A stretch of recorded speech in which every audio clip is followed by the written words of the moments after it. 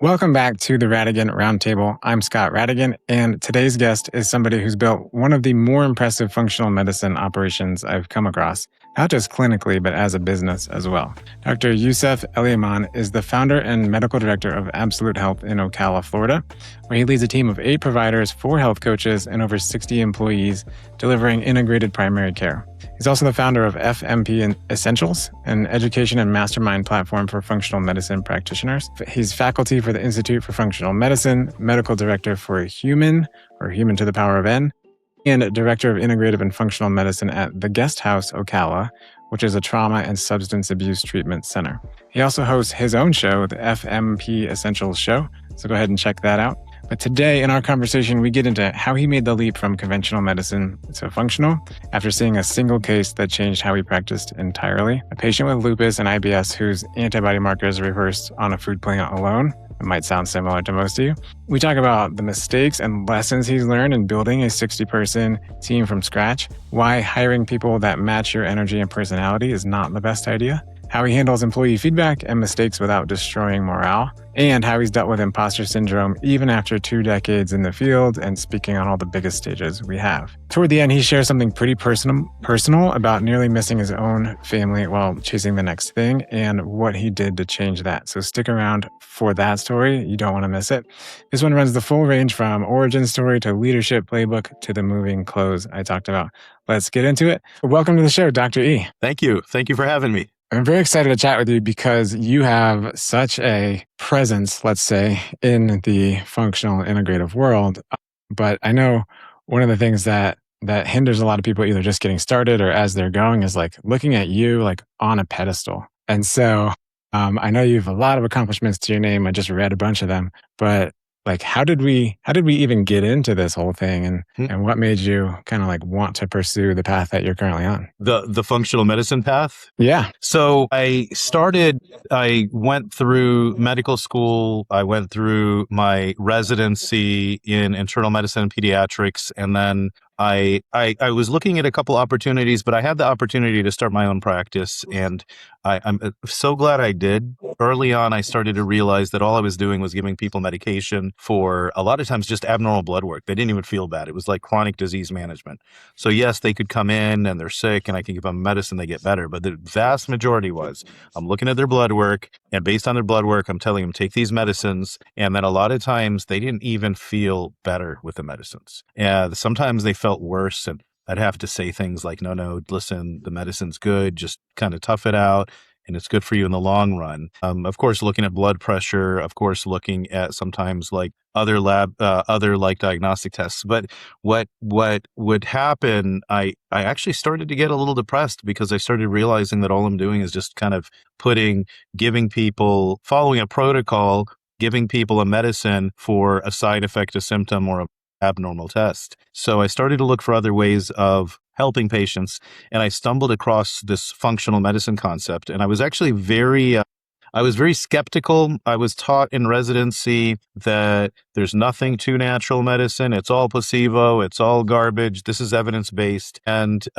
it was, I remember going to my first functional medicine workshop and seeing my first patient afterwards, and she was somebody who had irritable bowel syndrome, and she also had lupus, a condition where the body's attacking itself. Irritable bowel syndrome really is just an issue with the bowels, and we don't know what it's called, so we're going to call it a syndrome. Like, we don't know what's causing it. So anyway, I told her, listen, there's this concept called functional medicine. I'm kind of learning about it, and one of the things that I learned is that the gut is the gateway to disease. And would you be willing to try? You have gut issues, you have autoimmune issues. Would you be willing to change what you're eating? And she goes, I'm willing to do anything. And I said, well, how about I heard about this food plan called the paleo food plan. Back then I called it a diet. Now I call it a food plan for psychological implications. But said, would you be willing to try this paleo diet? And she goes, absolutely. So I said, you eat kind of what a Stone Age person would eat. Go look it up. She leaves. She comes back. She's better. So I'm thinking, okay, it's the power of the mind. She leaves again, comes back, and she's staying better. So finally I'm like, man, what is going on here? Like, I didn't expect this, because she was maximized on her medicines and she was still feeling worse. I do the test that was positive for her in the past. That was one of the signs that she had lupus, called an ANA, anti-nuclear antibody, where the body's actually attacking the inside of the cells. And long story short, it was gone. And I'm like, shoot, your symptoms are better and your ANA is gone. I really need to look into this functional medicine stuff. So a little bit more. So I did. I certified through the Institute for Functional Medicine, and I started teaching for the Institute for Functional Medicine, and really haven't looked back since. Merged the practice into a insurance-based functional medicine practice with a team. But yeah, it was that having that patient and other patients, and wanting to approach it from a more holistic angle and seeing it work. It drilled into me was evidence based, so seeing it work was really important. That's amazing. And I think a lot of people can probably identify with at least the arc of that story. Like, all right, I learned about it. Well, crap, it works now. Like, this is now what I want to do with the rest of my life. So take me from that moment into, what were you doing at that time? And before you got certified, were you working in conventional medicine as you discussed? And then Yeah. like, what was the next step for you after that? Yeah, so I started seeing patients, or I started my own practice because I didn't know how hard it was, and I had the ability where the hospital was bringing in primary care providers. It was a program, and like I said, I got offers at different places, but I saw, wow, the opportunity of starting your own practice. This is huge. So I was just seeing patients. I was just kind of doing my thing. I find out about the functional medicine, and I'm like, I find out about the Institute for Functional Medicine. I go to my first workshop or my first module. There's different modules you learn in functional medicine. And I remember walking in and seeing a guy in a turban, and there's like a quote. And I'm like, okay, this is interesting. The guy happened to be Avicenna, the father of modern day medicine. And he had a quote. His quote was, "Since all diseases have a cause, we ought to know the cause of sickness and health." And to the lay person, the non-medical person, that sounds so intuitive. Of course, diseases have a cause and you want to know the cause. But that's not how we're trained. The way we're trained is the first 2 years of med school is the basic sciences, how everything works. Then you kind of throw that away. You've passed that. And then what are the symptoms? What is the diagnosis? And what is the treatment? And the treatment is usually a medication or it's a surgery. And I just kind of, because people will be like, of course, get to the root cause. But the reality is, that root cause medicine isn't really the way that, at least back then, we were trained. So it was mind blowing for me. What I also really loved was I knew that there had to be some sort of psychological, spiritual component. But how do you even take that into account? And that since the Institute for Functional Medicine has what's called the functional medicine matrix, the 7 underlying imbalances that cause disease, and then the center of it was your psychological, spiritual, emotional state, it actually had a place for that. And also looking at the other concept was we are a product of our genes and the environment. So we were always just told, hey, listen, they have high cholesterol because of their genes. But the reality is that you can have identical twins, one of them with same DNA. One of them gets high cholesterol, one doesn't. One gets a heart attack, one doesn't. One gets cancer, one doesn't. One gets an autoimmune disease and one doesn't. Or even if they did, they'd get it later in life. So there's something more than just genes. It's genes and environment. So then the last piece is, okay, your environment is going to be your exercise, your sleep, your stress management, your relationships, your exercise and movement. And that chain, and your food, what you're eating, and that really changes the way our genes are expressed. And really just putting all those things together made sense. So I said, all right, let me certify. And they actually didn't have a full certification at that point. So I still remember that every so often, whenever they'd open up another module, I would close the practice or have the practice open, just kind of answering calls. And I would go and I would learn and I'd come back and I would try to implement it. Back then, social media wasn't the way that it was. I think we had MySpace or whatnot. They had a forum. The IFM had a forum, and practitioners would go on the forum and we would just converse and share cases and whatnot. I remember that was very pivotal for me.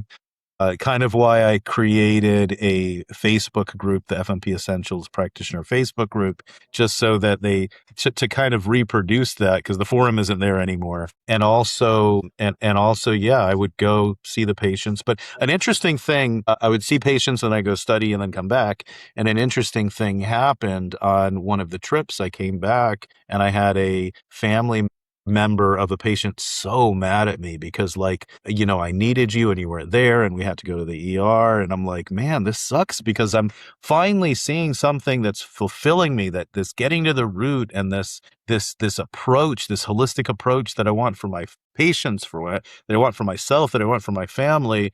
And now I'm feeling guilty about it. I have a lot of people pleasing in me. So I'm feeling bad about it. So I realized, man, it's not going to work just solo. I need to build it further. So at that time I had hired a health coach to help. He's currently our wellness director. He has a degree in exercise physiology, so he can kind of help with some of the education stuff. But we kind of grew it into 8 providers, 4 health coaches, and over 60 employees providing this functional medicine in this team approach. Now, how did I start teaching for IFM? Well, I was locally, one of the ways that I was but even before I did functional medicine, in order to tell people about you, one of the things you can do is speak, and I've always enjoyed speaking.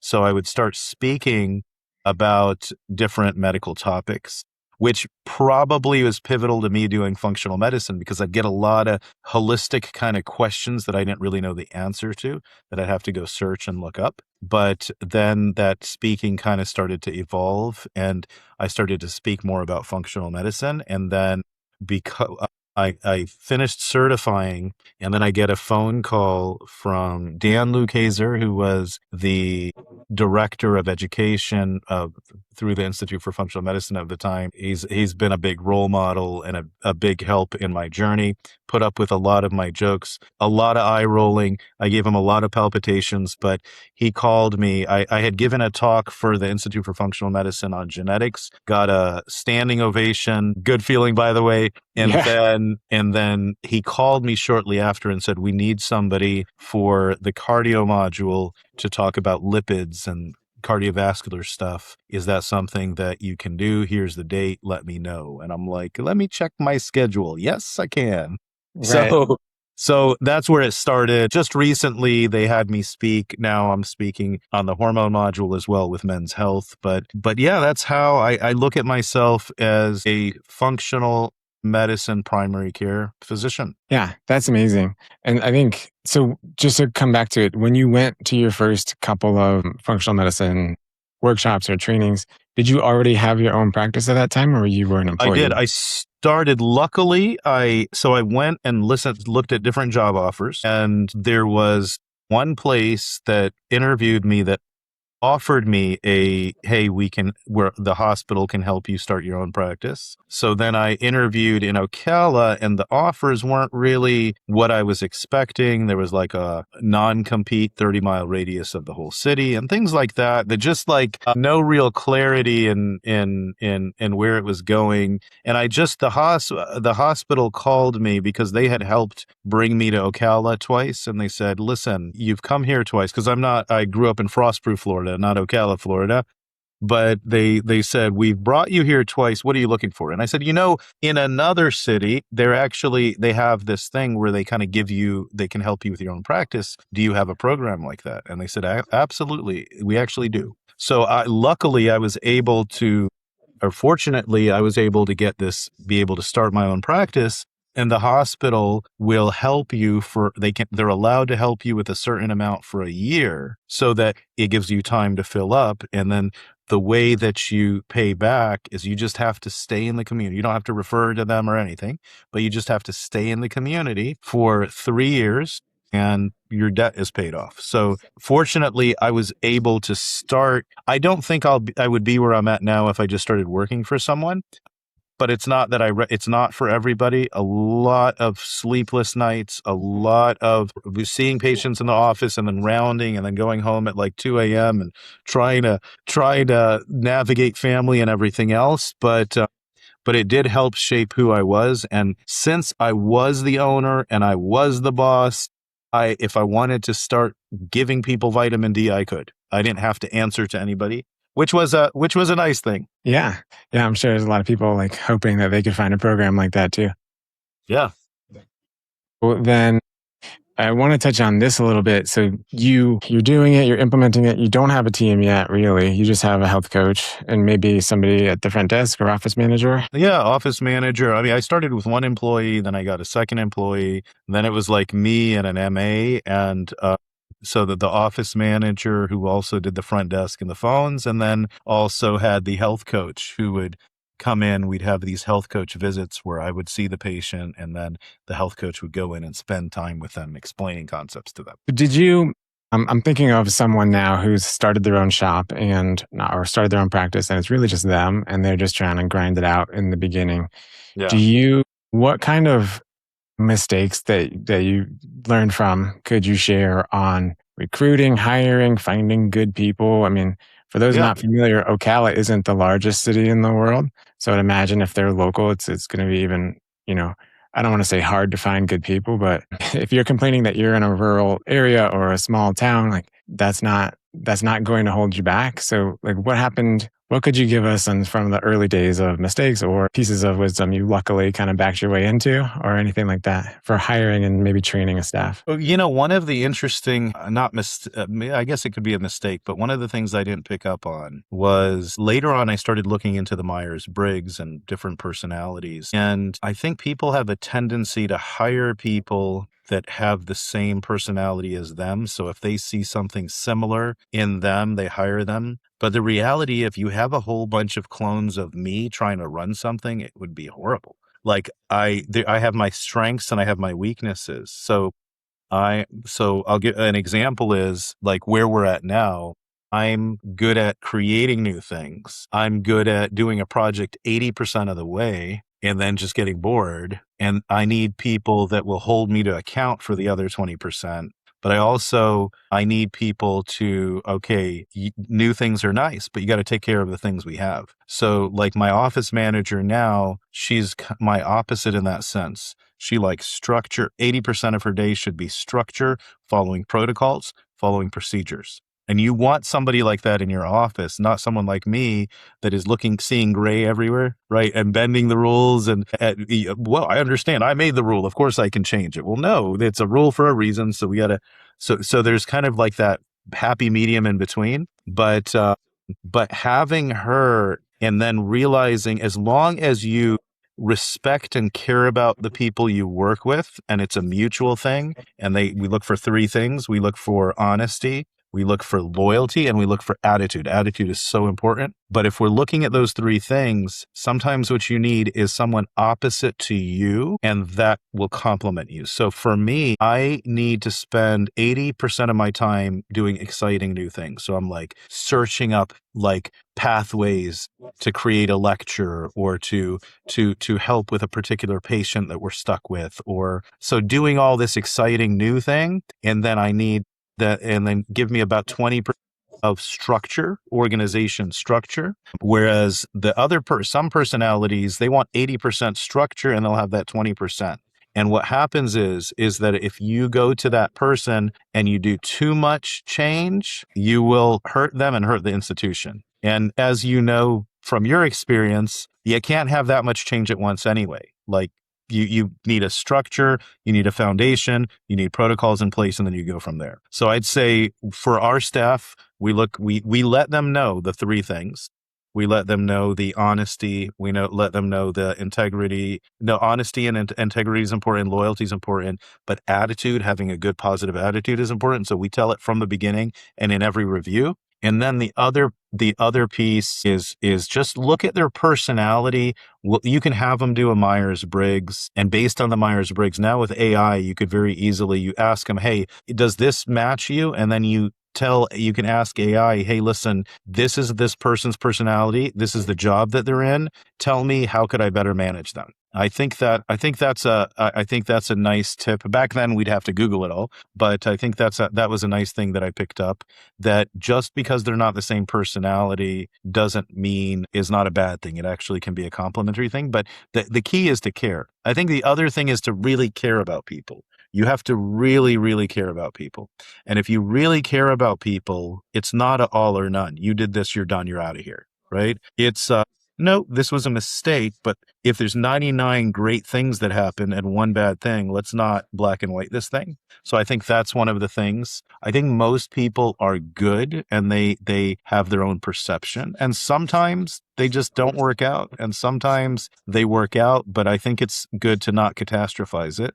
Well, because of the scale that we have, like 60 employees, there's always someone getting pregnant and leaving and moving and whatnot. I mean, we have a system to where we're using Indeed currently, where they have to go through some processes, but I would say I would do a phone interview first for everybody. I'd get some key questions that are important to you, and then I would also make sure there's an in-person interview, and we offer them, before they do all the paperwork and stuff, we offer them a shadow for like a 4-hour shadow.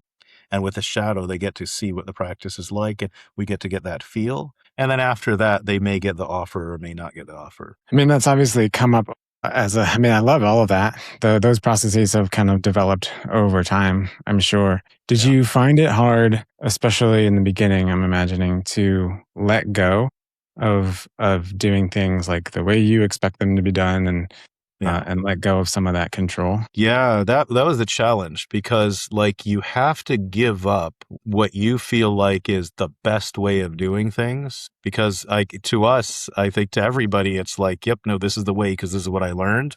So as you expand, it's I think the first step was me thinking that it was, I'm giving up perfection, right? I'm giving up this excellence in order to expand. But what it turned out really being is I was letting go of the perception that, like, I had to shift it. I'm not always right. So it's letting go of the perception that you're absolutely right and getting another perspective in, which is powerful. So I kind of went from thinking I was giving up in quality, but it wasn't really the case. What I didn't need to give up quality. I needed to change that perception and realize that different people from different angles are going to see things. They're going to see other people's blind spots. So I think that was one of the things. And I think one of the things, what I learned kind of early on too, like I had a manager that anytime there was a rule, anything bad, it was like, oh yeah, Dr. Elyaman said this. Yeah, Dr. Elyaman said that. Yeah. And then all of a sudden I just saw them twice and like they hate my guts. And I'm like, what? Why do you hate me? And it turned out is she wasn't taking ownership. It was just Dr. Elyaman, Dr. Elyaman. So I realized you got to get managers that will take ownership. We have like a board, like a management meeting on certain things to kind of discuss them, to get the different perspectives. But then when it comes to sitting down or when it comes to like having a manager deal with employees, they have to own them. If you don't have someone that can own it and isn't just throwing you under the bus, then that's not the right person. And that can happen subtly. And I'll tell you one more mistake, just before I forget. Not mistake, but one thing that I learned. We're seeing patients transitioning into functional medicine. So excited about functional medicine. Patients are excited. Patients are giving us these rave reviews, and our own staff have no clue what functional medicine is. And it's like, to them, it's just a job, and they hear functional medicine, whatever. So one of the things that we do is that we make sure there's lots of education around functional medicine, and we have meetings. Like on Mondays, we have a half an hour meeting where it's kind of like a powwow. There's shout outs and we'll do little functional medicine topics. But now one of the things that I'll do is I have the mastermind where I teach providers monthly. So I'll have a medical topic monthly in our FMP Essentials mastermind. but I try to take a similar topic and teach my employees and staff, but I'll create a lecture for patients. So the same day that we have a patient lecture that is on Zoom or that is in person, we're doing both at the same time. We do it on a Thursday, which is when we do our training, where all the departments kind of divide up and they do their training every Thursday. That at that time, I go over half of the hour, I go over the lecture. The other half, we talk about things that you need the whole team for. And what's happened that is slowly, like, we get everybody. You can't come to the practice anymore without watching a video about functional medicine, without understanding it, and without getting little functional medicine tips. So I think I think it's very easy to just say, oh yeah, they're just your staff, you're hiring them, pay them, and it's not like that. There's many places that they can be working. You don't want people working for you just for a paycheck. You got to believe in them. You have to empower them. And man, if I can teach it to my patients, why can't I teach it to my own staff? Yeah, I think that's the first time I've heard someone talk about that, is really including their staff in buying into the system. And to your point, that's so true, because they are the people that the patients contact the most, right? Yep. So if your staff is rude or flippant, and to your point, most people are good, so maybe they just, are trying, or maybe they're just doing what they think is the best because they didn't have the training or the background knowledge, then no matter how good you are, like if people are being treated rudely or not well on the phone, that impacts the practice's reputation and the patient's thought process on you, and maybe not wanting to come back potentially. So I think it's huge to have buy-in from everybody, and I love your approach to it. And you know what happens? It takes one bad apple, right? It takes one person that has that negative attitude with strong will that behind the scenes is bringing people down. And then what happens is that person probably picked it up somewhere else and now is passing it on. And then it creates this environment where people are afraid to be nice and happy. And so we have very low tolerance for bad attitude and grumbling. There is a way to, if you have an issue, there's a way that you have one-on-ones and we kind of work it out. But if you allow the grumbling to keep happening without kind of setting those boundaries, you'll have the people with the best heart that are there that will push your not only your patients away, but push your employees away. And I can tell you, I experienced firsthand, I was seeing patients, and in my mind, when you're a boss, you got to be hard on them. You got to tell people everything that they did wrong, right? But then around me, outside the office, people thought I'm a nice, caring, cool guy, right? Because I am. And what I realized is that I kind of developed these two personalities, what I thought a boss was, and then the outside the boss. And I, at some point, thank God, early on picked up on that and realized, shoot, no, I need to be me throughout. And to be the old mentality of being a boss means you have to be hard on them and watching everything. That's not true. People have to believe in it. People have to want to work for you, and people have to care about you. There has to be some sort of care for you. And luckily I early on picked up on that because that's also a game changer. When you actually, the employees can tell if you care about them too. There's a way, if I have somebody that I really care about and I want to give them advice on maybe something that they did off, like some sort of feedback, the way that I pull the person aside, that I approach them, that I talk to them is going to be so different than somebody that is just like a dispendable, hey, in front of everybody, hey, don't ever do that again. Or, hey, you made this mistake. So we got to think about, when it comes to feedback, the feedback needs to be with love and it needs to be in private. When it comes to praise, and do public and private praise. I love that, especially in private feedback, unless like you've already addressed it with them and now it's a teaching moment for the rest of the team. But you've kind of hinted at it without saying it outright. It's just not creating a place where people are afraid to make mistakes. And so having kind of like that, I know we spoke earlier about, somebody makes a mistake, like Okay, fine. Yeah. Like they're not being fired. Like they're not trying to, or in sports, I would say they're not trying to miss that jump shot.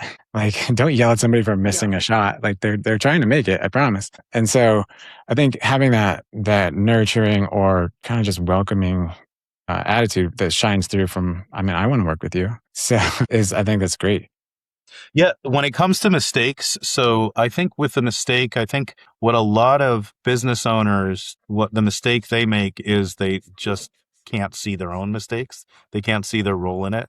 And that's why actually first saying, well, what could have I done better type deal? Like genuinely saying it. Like people are really good at looking at two people and saying you did this wrong and you did that wrong, seeing both sides. But when it comes to ourselves, it takes a lot of work to get there. But when a mistake happens, what I would encourage is thank them for bringing it to your attention. That's the first thing. Not like you did this. Okay, fine. No, no, no. What you just did is you just shut down the possibility they're going to come to you again.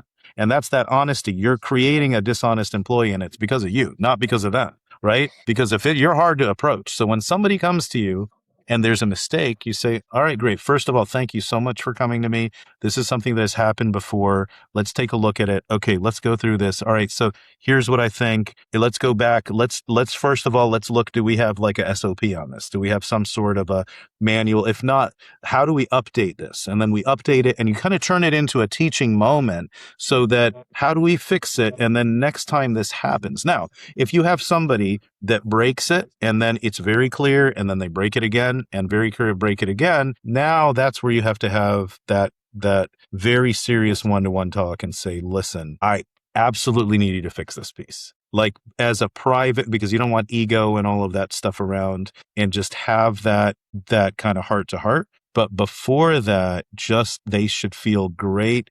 That's why I try to give people praise when they come to me with problems or mistakes they made. The first thing I try to remember to say is like, hey, thank you for bringing this to my attention. Yeah, and this is a great point. Well, two questions to follow up on that is one is, do you actively solicit feedback from employees to see how you could improve? And how does that process look like? And then the Yeah, second it's one, yeah, it's go a ahead. little bit challenging because there's a bit being the boss soliciting is sometimes you just get a lot of people saying, "Oh, you're doing amazing, amazing," right? Type deal. But what we do is we have surveys and forms that we're constantly doing, and the surveys we have an anonymous survey that we're now doing every quarter. Everybody kind of scans the QR code or they go to the link and it asks strategic questions on how well we're doing with communication and what do you recommend and what's some feedback. And then they have a lot of places like what opportunities are we missing? And then there's a lot of places where they can put in and it's anonymous, so they could put in feedback. So they may say, yeah, Dr. Elyaman, he just comes in and thinks his hair is so amazing and he definitely needs a barber, and I'd have no idea who said it. So we do kind of create that. The other thing though that I think is really important, because I'll tell you something that I didn't realize early on too. Like I believe in humor. Humor is, if you look at the modifiable genetic modification thing, I think humor is one of them. Humor really helps with endorphins and whatnot. The problem can come when humor is used as a stress coping mechanism to the extent where you can't get work done. So when I start going to humor, I have to ask myself, am I just stressed and just trying to chill, or am I just being my authentic humorous self? So I do have to go through that. The other thing is that because I was the boss, nobody would tell me how offensive some of my stuff could be. So if I'm joking, busting somebody's chops, they laugh. Everybody laughs. And I think everything is great. And I'm so funny. Ha ha ha. And I walk away and I probably hurt somebody's feelings. And I had and that's why, especially if you're in a position of leadership, you got to give yourself those boundaries. It is taking a jab at somebody for a cheap laugh in your position is never okay. It is Right.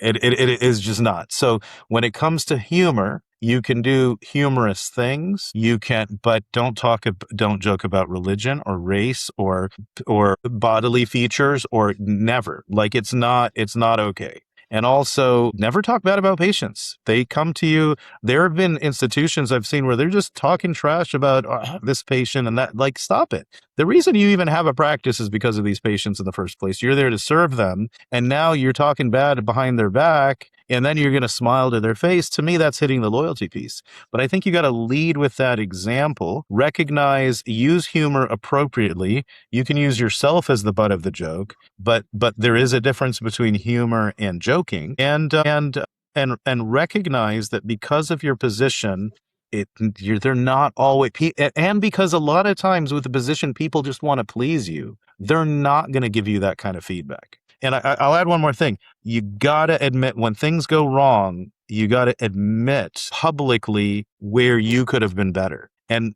this I want to differentiate, because this is what happens sometimes. Sometimes people, it's so obviously not their fault, and they're like, oh, it's my fault. And it's like, but then when something is their freaking fault, they can't see it. Right? That you just got to be careful of. It has to be a very specific, you know what? I should have, or I could have looked at this protocol better. Let's work on this together. Let's fix this. Let's work on this for the next time. But be very specific in what you could have been better.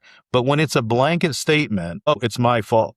That's kind of like the blanket when you give people compliments. If you just say, oh, you're such a great guy.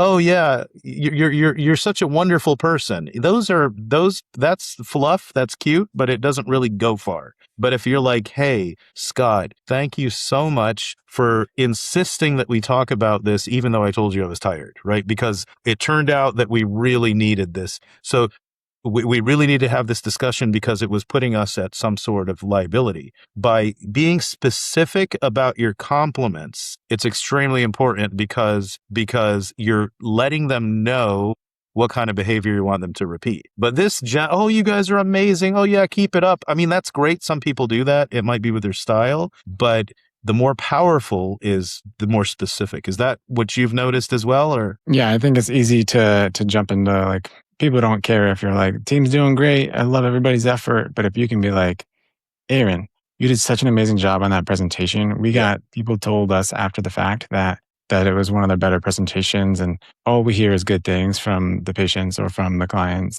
Like, I just want you to know, I know how hard that was, or how many hours that took you, and you knocked it out of the park. It's different than like, you know, great presentation, right? And then I wanted to touch on this, and you're not like an employment, like, you're not known for doing employment, but I want to like ask you this before we move on, is like, when somebody does make a mistake, do you have like a systemized way to be like, okay, this is what happened. How are we going to fix it moving forward? Does that start with them? Does it come from you? How does that work? So we have a management team that meets every week, and usually the complaint is kind of mentioned, like, hey, listen, we're having this challenge. And usually we'll kind of discuss it. Usually what happens if somebody does make a mistake, they need to have a one-on-one. And the question is what could have management done better? Did we not train them? Did we assume that they would know things? There's this whole common sense thing is garbage. To say it's common sense, no.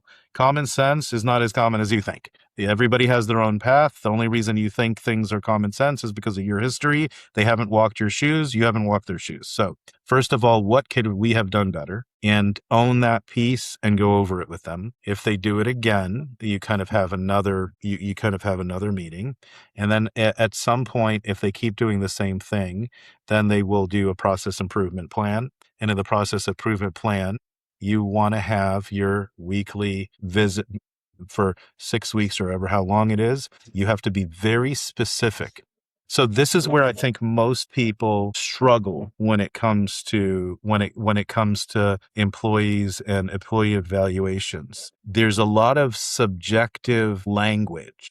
And there's also the all and none, the black and white. Oh, you always do this. Well, do you really always do it, or did you do it twice? And did you like 20 times do it the proper way? So you got to be careful of the language, but you also want to be able to find key objective things that were done or that they did wrong. And when you write the PIP, it has to be filled with, or the process improvement plan has to be filled with what you're objectively looking for. And when you pick the one issue or two issues, when you sit down, the brain is so I also certified in psychological trauma. I work at a trauma and substance abuse center at the Guest House. So I'm very into the psychology piece of it as well. But what happens is that when you are now having to talk to somebody, most people are uncomfortable talking to them about their mistakes. And when you have to talk to them about their mistakes, your brain starts going into that hypervigilant trauma kind of mode. And when you're in that mode, you'll remember everything bad they ever did, and you'll forget all the good they did. Because that's the brain trying to protect you, because when our life is in danger, we don't want to think about all the good. We want to think about what can kill us. And then you end up with this process improvement plan where you basically made that person just the worst freaking piece of human on earth, right? Whereas we all know, like, you could be married, you could be telling me how your spouse is the best spouse in the world and they care about you so much and they're the most amazing, loving person. And then you get triggered. And 5 minutes later, she sucks. She never cared about me. She's always worried about herself. Hold on a second, bud, because you were just telling me 10 seconds ago how amazing she was. It's because the brain does that. So we want to be aware of that. So when you do a process improvement, don't overwhelm them. Say, is there one thing that I can work on? And if we worked on this one thing, it would get better? That everything that it would maybe take it from a 70% employee to a 75%, and you focus on one thing, but you make it so objective that you can tell did they do it or they didn't. If you're not, I don't know, maybe signing your telephone encounters, or if you're not documenting properly, they've gotten exactly what they need to document.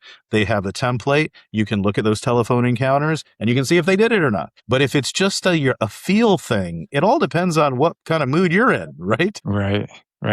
One of my mentors, Alex Ramosi, talks about, like, okay, be more charismatic. Well, you can't measure that. So, but what you can measure is, like, did you smile? Did you stand up when they walked in the room? Did you look them in the eye when you shook their hands? Like, these are all things did you ask them about them? Like, Right. These are all kind of a little bit more measurable than just be charismatic. Or in, like, the sports world, like hustle. All right. Well, how do you define hustle? Okay. Well, in basketball, it's like deflections. How many, like, tipped passes did you have? Did you dive on the floor? Within reason. I mean, like, finding things to measure for these more amorphous words is such a huge piece of advice there. So thank you for that. But well, there's two goals, right? When you have an employee that you're having an issue with, there's two goals. You're either managing up or you're managing out, right? So you don't want to keep employees that aren't a good fit, but you don't want your own biases and your own psychological background to set people up. So it's like, let me pretend that this person is the right person for the job. Where are the few areas that we can work on improvement? And like you said, be specific with, all right, make sure you make eye contact and you smile at everybody. Something they can count, something that they can measure. And then that's a lot better than just general, well, he wasn't, well, listen, the charismatic means many things to many people. Some people, just their personality is more low energy, more calm, more chill. And that's a benefit versus some people that are just very high energy type deal. And they do complement each other. For sure. So I know you didn't come to talk about, like, how good you are as a boss, and your hair is excellent, by the way. Well, you should get a raise. You don't work for me. You said you wanted to work for me, but I'll take a raise. Yeah. Talk to your boss. I think you're up for one. Yeah, I'll check with my wife later. So I want to kind of talk also about, like, where you are, because as I said early on, like, you kind of now are doing a lot of things. You're the head of a lot of things. And so it can be intimidating for others. Like, when you first started speaking for IFM, or when you first started, like, what gave you the idea to, well, let's start there. Like, were you afraid? Like, who am I to be? Did you have imposter syndrome? Do you still have imposter syndrome? Yeah, I think that when you first start as a speaker or in any kind of public-ish role, I think the imposter syndrome really whether people admit it or not, it's there. And And some of the signs of that is if you're so afraid that they're going to ask you the question you don't know the answer to, right? That like, that's how it manifests. Or if you're constantly trying to prove yourself and and if you're not getting the praise, then it kind of devastates you. And I think what has to happen, I think you got to go through imposter syndrome, and I think we all go through it. But I think part of going through it is stopping and saying, well, what am I trying to accomplish and who am I trying to please? Because if you want to please people, they'll never fully be pleased with you. But if it's about self, higher power, this is who I am. And then remembering the mission. If my mission is not, oh, I want to be famous and talk in front of people, it's like, I have a message that I can help people with, and I really want to help people with. And you start caring about and helping the audience. And then they ask you a question you don't know. You could be like, oh, you know what? That's a great question. Could someone go ahead and Google that real quick or chat GPT it? And then what do you think? And then you put it back at them. But you just kind of have to. I had a book coach tell me this years ago, still almost done with my book, but I've been putting that one off.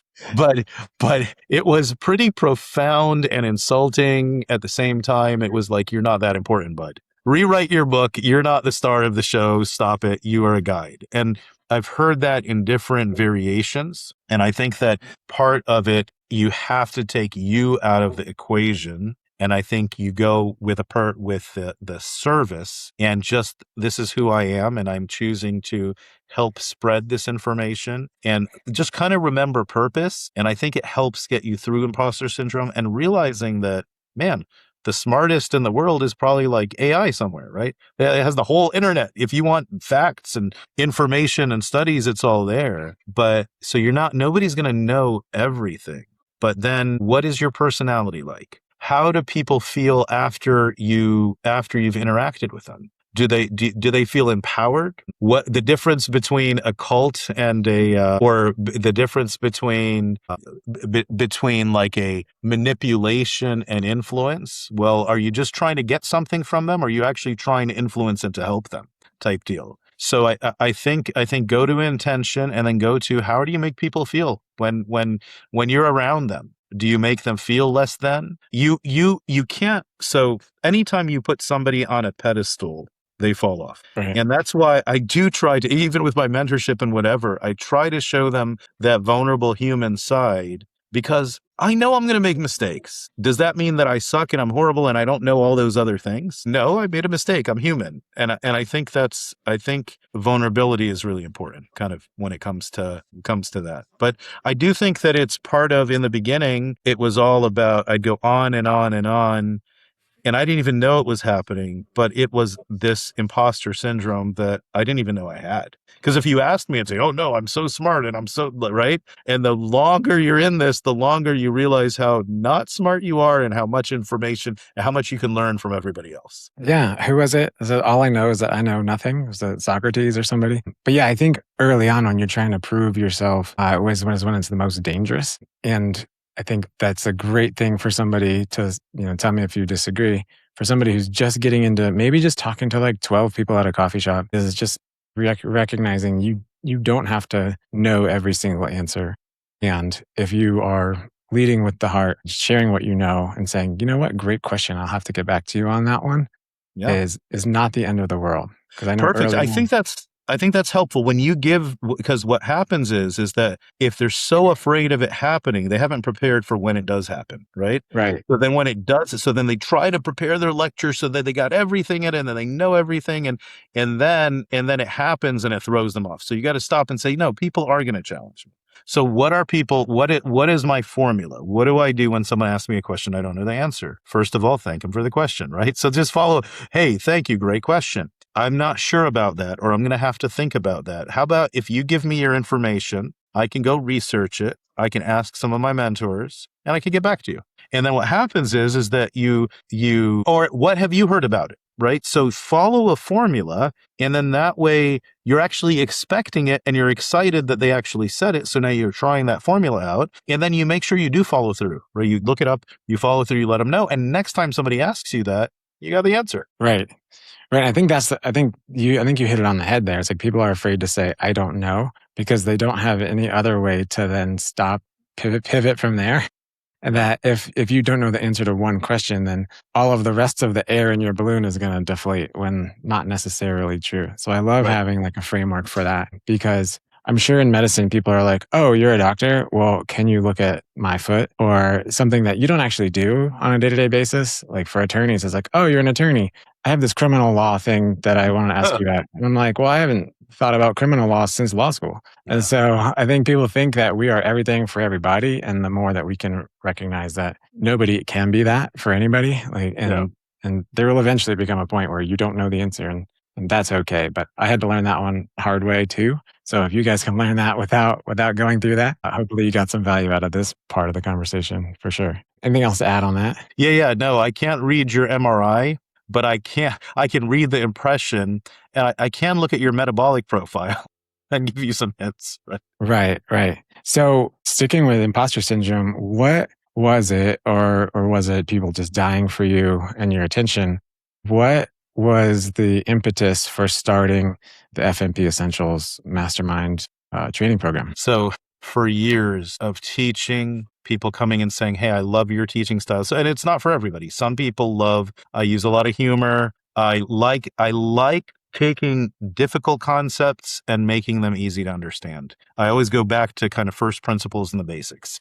So I always have so I would have this subset of people saying, okay, great. I love your lectures. I love what you do. Is there a way to do more? The other thing was that how do I take my years of experience and the things I learned the hard way and kind of pass it on? So with FMP Essentials, it was a way to say, all right, let's create this, call it a mastermind, so that the full thing is that I think that the more knowledge, the more functional medicine practitioners learn not only learn the information, but learn how to teach the information to their patients, the better they're going to do. So let's go ahead and start with every month we will do a lecture on a deep dive clinical relevant topic. Get rid of when you go to a lecture, you notice that there's a lot of fluff in the lecture to get you there. And then by the end, it's that last part. And then they're rushing on what you really need. Cut all the fluff out. What is the information? How do I interpret an iron panel, right? How do I interpret? So cut it all out and then give them a step-by-step process, and then have that discussion dealing with challenging cases. So we start growing together. And then the other piece is and then get the behind the scenes podcast. So we have the podcast like that we just, you were just interviewed. Although I think this is coming out before yours is going to come out, but they'll see that interview, but then they'll be able to go, the ones that are in the mastermind, the silver mastermind will get the deeper kind of the experience share. And the ones that are in the gold at mastermind will get some of the leadership stuff, book writing and speaking and charting and that type of thing. So for the gold mastermind, we will go over leadership topics, kind of what we're doing now, like the personal developed leadership, what we've learned, how to teach, how to influence, because I strongly believe that functional medicine practitioners are leaders, regardless of whether they want to be or not. People are looking at them. What you do, you're representing. If you're calling yourself functional medicine, you're representing functional medicine. So how do we be intentional about that so that we continue to work on our own selves? So there's kind of like two wings right now, whereas there's the clinical, there's the one that it's like $80 and they get like a lifetime access where they get some stuff. But then there's let's keep learning medicine and how to implement it. And then let's keep learning leadership and how to implement it. And that's it. I love teaching. There's a point, like, I don't know. The funny thing is we're talking about all this. We haven't even talked about money, but I think money is a necessary piece to the puzzle. But if your focus is money, then maybe you'll get the money, right? But if your focus is helping people, you figure out how to make the money with it. But at the end of the day, I want to do something I enjoy. I enjoy teaching.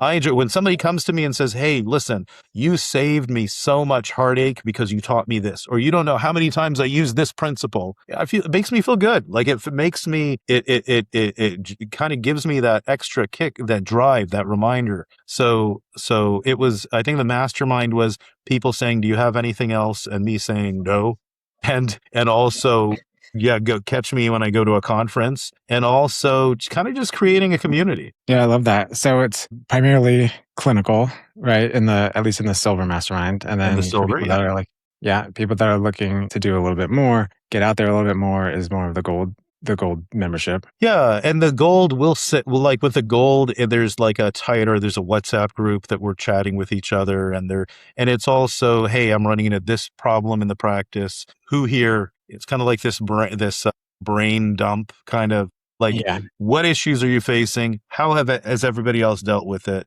How do we work on fixing it? And then we kind of move on. So there's case studies, but I think a lot of it is when you talk about a lot of these leadership topics, which that's something that I know you're really big on as well. A lot of it people know intuitively, and let's say I already know that.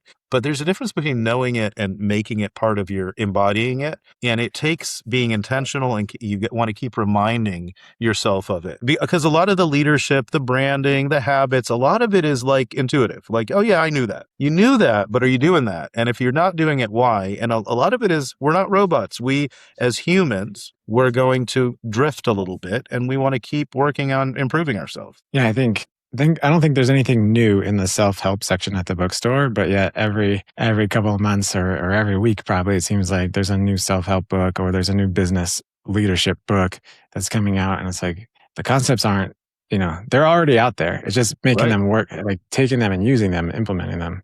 Correct. So I love that for those group members. More information on that is at what website can they find it? FMPessentials.com. So they can join the bronze mastermind. The silver and gold, we open up a couple times a year. So you would want to get on a waiting list for that. But also we have the podcast, the FMP Essentials Show.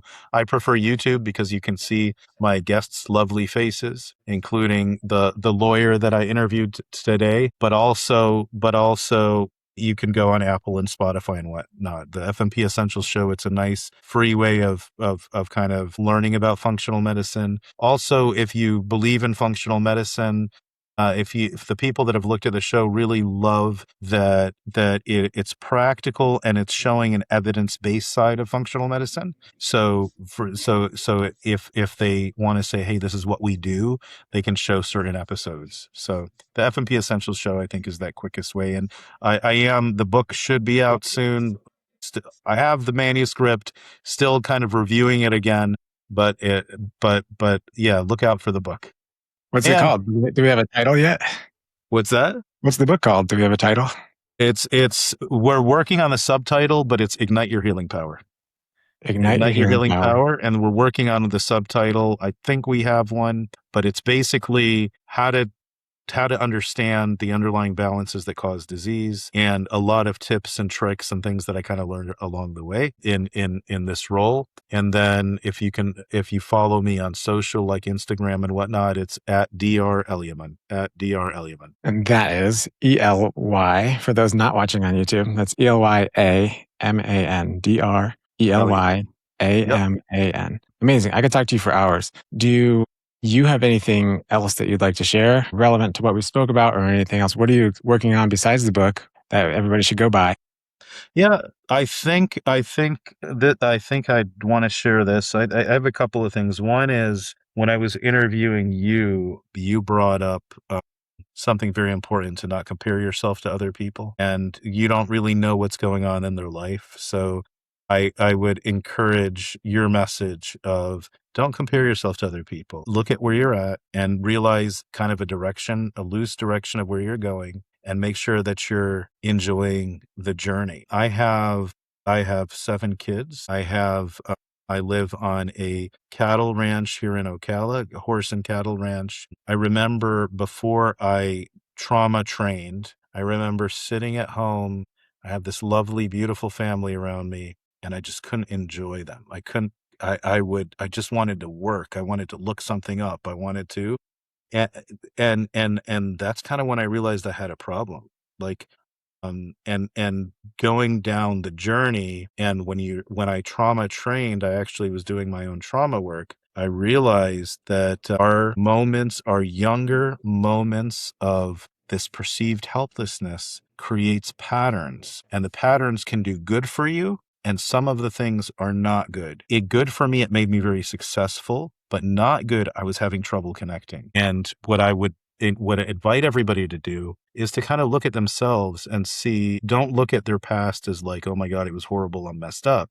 Because every bad, there's a good. But the goal is to hold on to the good that you've gotten from it and shed the bad stuff. And so I guess the last thing we can kind of end here on is make sure you're just doing the right thing for you, and just make sure that you're enjoying the journey. And don't keep saying, when this happens, then I'll be happy, because no. How do you enjoy it right now? I love that so much. I think we all need to be reminded, just like we need to be reminded, as we talked about earlier, just like, well, I knew that already, but like, I think we just also need to remind those to really internalize that message. Like, yeah, we've all heard it and we've probably dismissed it a little bit, but something, if you can learn it from somebody else, do that and not have to learn it the hard way yourself. I love that.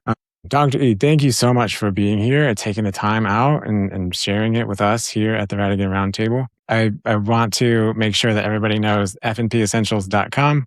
The name of the book, once more, is Ignite Your Healing Power. Ignite Your Healing Power. So be on the lookout for that, and then follow him on YouTube or all the socials.